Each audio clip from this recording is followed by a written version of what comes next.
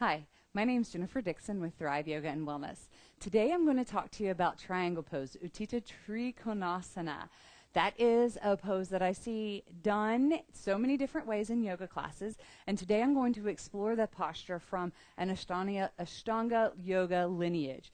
So let's begin. First of all, remember, your triangle pose is not the very first pose you do, right? You've got to be a little bit open.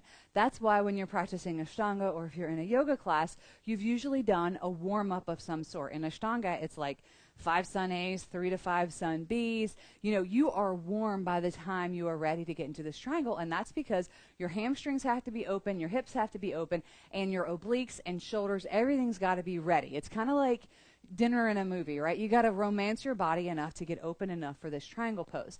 So keeping that in mind, I just got done practicing, so I'm nice and warm. We're going to start out on our right. The right toes, you want to be facing forward. And again, these are guidelines. Every body is different.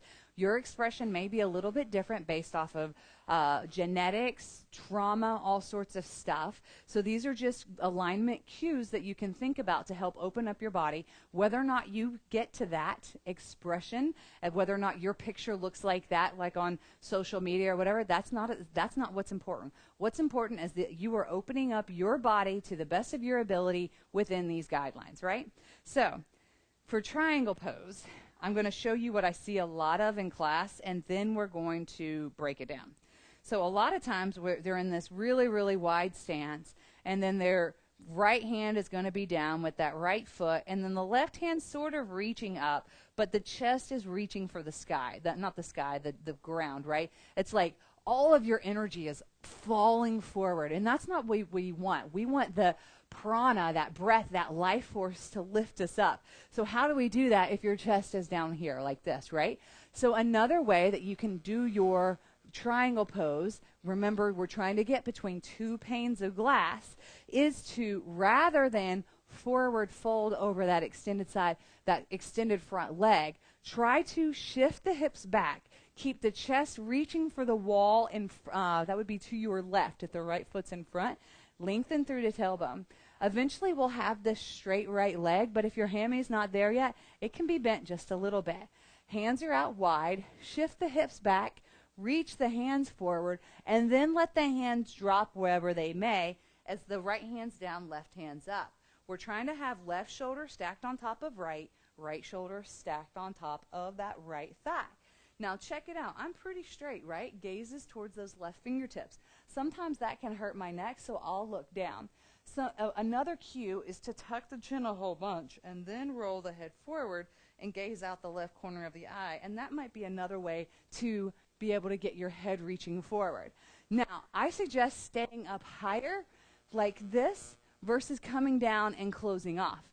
Now, this takes a tremendous amount of booty strength and belly strength. So if you want a little bit of support, grab a block. I like to put it on the outside of my foot, just right kind of in front of the ankle. Shift the hips back, reach the hands down to grab that block, and then you can rest a little bit of weight in the fingertips. Often what happens, though, is people just camp out here, and you're robbing your body of the ability to work. So try to make it fingertips. Now, if you're really working on grabbing the toe, secrets are to be really, really warm. Another thing is, so let's do it, and then I'll talk to you about another thing. So those left toes are like warrior 2 feet, but sometimes if my low back's feeling wonky, I might have warrior 1 feet, so the toes are reaching a little further forward. That helps to create some space for this left hip flexor and a little bit more space in the sacrum. So toes are, you know, sort of warrior 2-ish, but if you want to point them forward, that creates a little bit more space for you. Soft bend in that right knee. Shift the hips back, hands come forward. Try to grab that big toe maybe.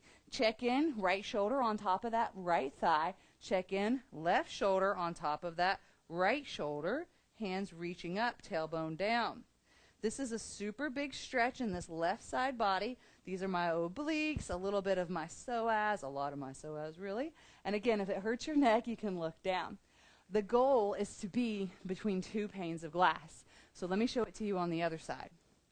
Left foot comes forward. My right toes are somewhere between warrior one and warrior two. Depends on how open this hip flexor is. If you can keep them that warrior 2 feet, more power to you. Good on you, right? Shift the hips back. Reach the hands forward. Reach them forward. And then set them down with a soft bend in that left knee. Right hand reaching towards the sky. If this is too much, if you tend to collapse in that left knee, grab a block and maybe play with setting it down on the outside of that left foot, just in front of the ankle. But again, remember, you don't want to collapse all of your weight right here into your hands. Maybe you're on spider tip fingers and shoulders stacked on top of each other, stacked on top of that left leg. If you're reaching for the toes like you would see in an Ashtanga class, really work on opening up the hamstring and opening up the psoas and oblique, the side body. Shift the hips way back, reach the hands way forward, grab hold of the toes. Now, soften that left knee ever so slightly, engage the glute. Did you see how my elbow just kind of turned forward? That's going to be getting that bicep nice and active. It's going to be pulling me down as the right hand is reaching up. I'm trying to stack right shoulder on top of left shoulder on top of left thigh. My right heel is a little bit back past my right toes, so more like warrior 1 foot because of openness in my low back and psoas and hips. Eventually, you're going to be between those two panes of glass.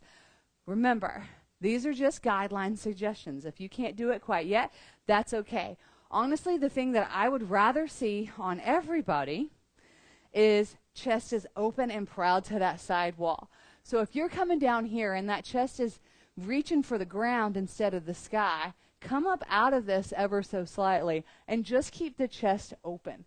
That's going to help to create more space here in the low back, so as hip flex, all of this area here that tends to be really tight with time, age, sitting, all of that stuff, and it'll feel amazing.